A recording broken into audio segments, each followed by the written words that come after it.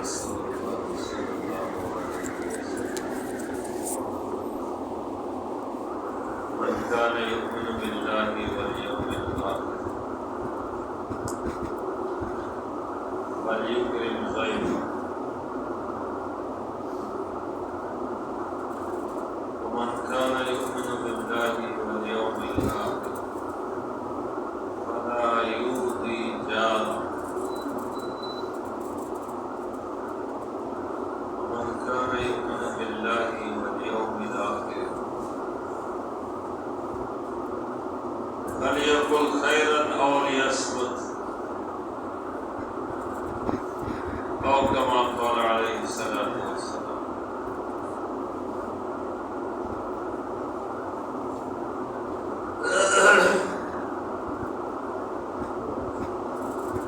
گزشتہ کل فجر کے نشست میں آپ نے اخلاقیات پر بات سنی اور اللہ تعالیٰ نے اپنے پیارے نبی صلی اللہ تعالیٰ علیہ وسلم سے خطاب کر کے فرمایا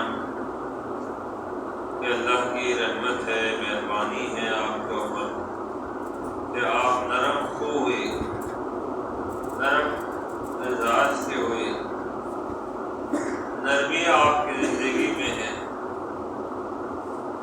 اگر آپ سخت ہوتے، سنگ دل ہوتے تو لوگ آپ سے دور ہو جاتے۔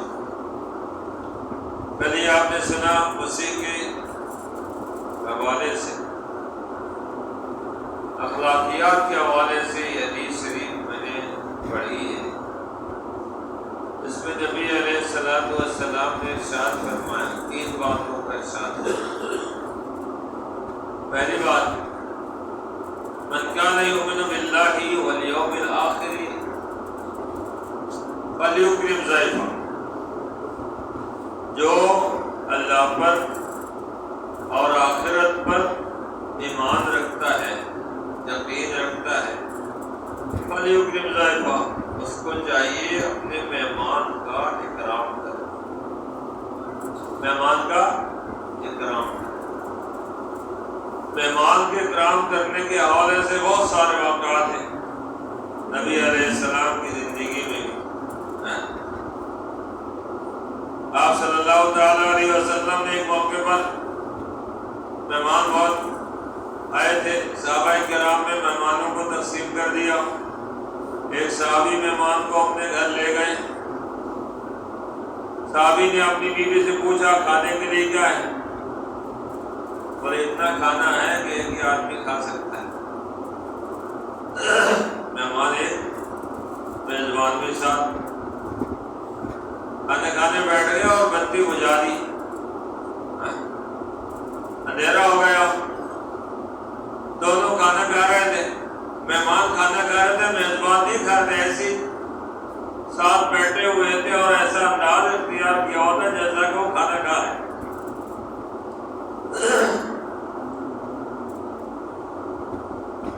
مہمان پیٹ بھر کے کھانا کھا کے فارغ ہو گئے، سیر ہو گئے، کھانا کھا لیا، میزبان نے کچھ نہیں کھایا۔ مہمان کے اکرام میں انہوں نے مہمان کو کھلا دیا، خود نہیں کھایا، بھوکے رہے۔ ادھر وہ ان کا یہ عمل تھا، ادھر اللہ تعالیٰ نے قرآن کریم میں آیات اتار دی، وَيُؤْثِرُونَ عَلَىٰ أَنفُسِهِمْ وَلَوْ كَانَ بِهِمْ خَصَاصَةٌ۔ یہ تو نبی کے ساتھی ایمان والے ایسے ہوتے ہیں کہ اپنے اوپر اپنے دوسرے کو ترجیح دیتے ہیں، اپنے اوپر دوسرے کو ترجیح دیتے ہیں۔ وَيُؤْثِرُونَ عَلَىٰ أَنفُسِهِمْ وَلَوْ كَانَ بِهِمْ خَصَاصَةٌ۔ اگر خود بھوکے ہوتے، خود بھوکے رہ کر مہمان کو اپنے دوسروں کو ترجیح دیتے۔ یہ آیت اتری، فجر کی نماز کے لیے گئے تو نبی علیہ السلام نے پوچھا ان سے کہ رات کو مہمان جو لے گئے تھے کیا مسئلہ تھا، کیا ماجرا کیا تھا؟ تو کیا اللہ تعالیٰ نے آیات اتاری اس پر، بتاؤ کیا مسئلہ تھا؟ تو انہوں نے اپنا واقعہ سنایا۔ تو مہمان کے اکرام کے حوالے سے تو اللہ تعالیٰ نے قرآن کے اندر آیت اتار دی، اور نبی علیہ السلام نے اس لیے فرمایا جو اللہ پر ایمان رکھتا ہے اور آخرت پر ایمان رکھتا ہے اس کو چاہیے کہ مہمان کا اکرام کرے۔ مہمان کا اکرام کرنے میں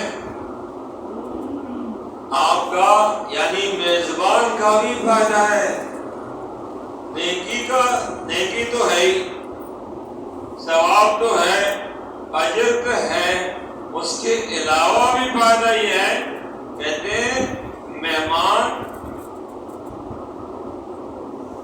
رحمت لے کر آتا ہے۔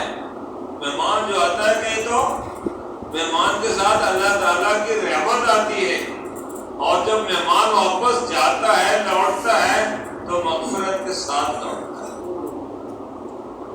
میزبان کی مغفرت ہو جاتی ہے، میزبان کے گناہ معاف ہو جاتے ہیں کہ مہمان رحمت کے ساتھ آتا ہے اور واپس جاتا ہے مغفرت کے ساتھ، تو فائدہ ہوا نا میزبان کا فائدہ ہو گیا، رحمت بھی گھر میں آئی، اور جناب علی دوسری بات کیا، مغفرت بھی فائدے ہوا۔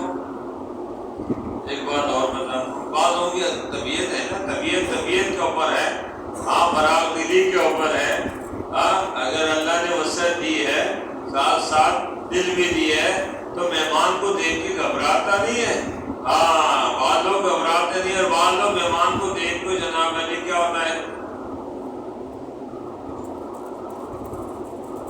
چہرہ بدل جاتا ہے، شکل بدل جاتی ہے، انداز بھی بدل جاتا ہے، اور بہت سی باتیں ہیں جو میں آپ کو نہیں بتانا چاہتا ہوں۔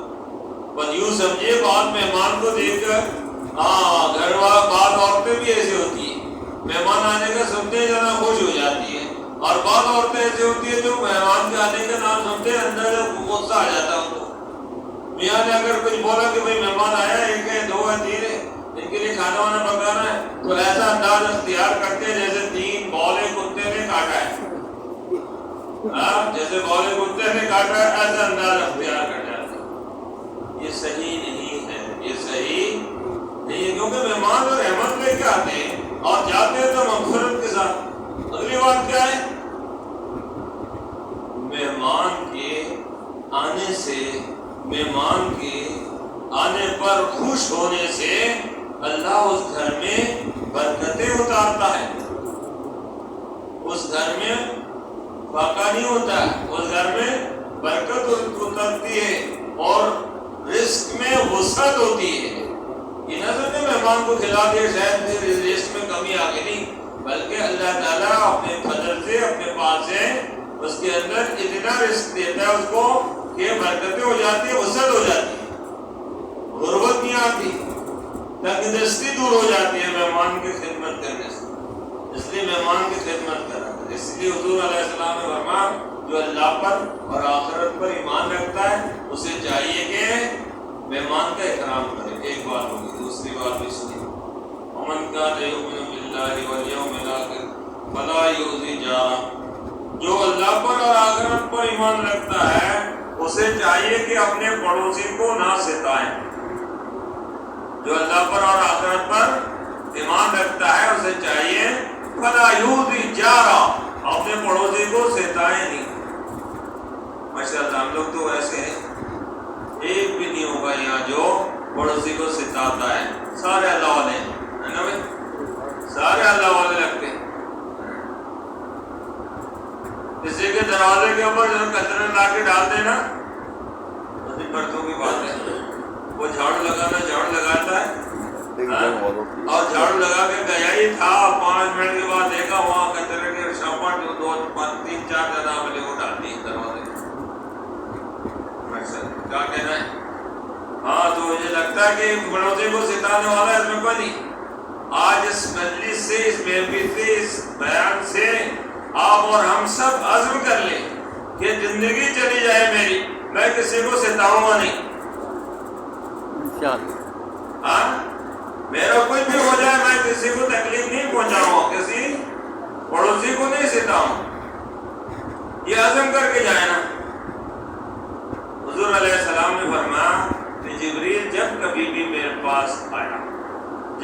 نبی آیا پڑوسیوں کے بارے میں بہت زیادہ تاکید کرتے رہے، پڑوسیوں کے حقوق کے بارے میں تاکید کرتے رہے، یہاں تک کہ مجھے خدشہ یہ ہونے لگا کہ کہیں پڑوسی کے لیے وراثت میں بھی حصہ نہ ہو جائے۔ اتنی تاکید کی ہے کہ پڑوسی کو ستانا نہیں، ان کو تکلیف نہیں پہنچانا، ان کو اذیت نہیں دینا، ہاں پریشان نہ کرنا، اور بہت سارے پڑوسیوں کے بارے میں جو آپ نے جبریل نے کہا، تو مجھے ایسے اندازہ ہونے لگا، خدشہ ہونے لگا کہیں اللہ کی طرف سے یہ حکم نہ آ جائے کہ یہ پڑوسی کے لیے بھی آپ کی جائیداد میں حصہ ہوگا، ترکہ ہوگا، وراثت ہوگی۔ ہاں یہ اندازہ، یہ خدشہ ہونے لگا کتنی اہمیت ہے ہاں پڑوسی کی، اور پڑوسیوں کو ستانے کی کتنے سخت وعید ہے۔ جو پڑوسی کے بچوں اور اہل و عیال کی عادت کرتا ہے اس کے لیے نبی علیہ السلام نے بڑی فضیلت بیان فرمائی ہے، اور جو شخص پڑوسیوں کی اہل و عیال میں خیانت کرتا ہے، عدم موجودگی، پڑوسی کی عدم موجودگی میں ان کے اہل عیال میں خیانت کرتا ہے، خدمت نہیں کرتا، دیکھ بھال نہیں کرتا، تکلیف پہنچاتا ہے، نقصان پہنچاتا ہے، اس کے لیے سخت وعید ہے۔ آج کے درس کا خلاصہ یہ ہوا کہ ہم مہمان کا بھی احترام کریں گے اور اپنے پڑوسیوں کے ساتھ ہمارا سلوک اچھا رہے گا۔ ایسا نہیں کھڑکی سے جانا والی پانی کی تھیلا پھینک کے بھاگ جائیں، کچرا پھینک کے دروازے کو بھاگ جائیں، ایسا نہیں کریں گے، ٹھیک ہے نا بھائی؟ ارادہ یہی ہے، کچھ اور ہے؟ یہی ہے۔ اللہ ہم سب کو عمل کی توفیق دے اور قبول فرمائے، سب میں درست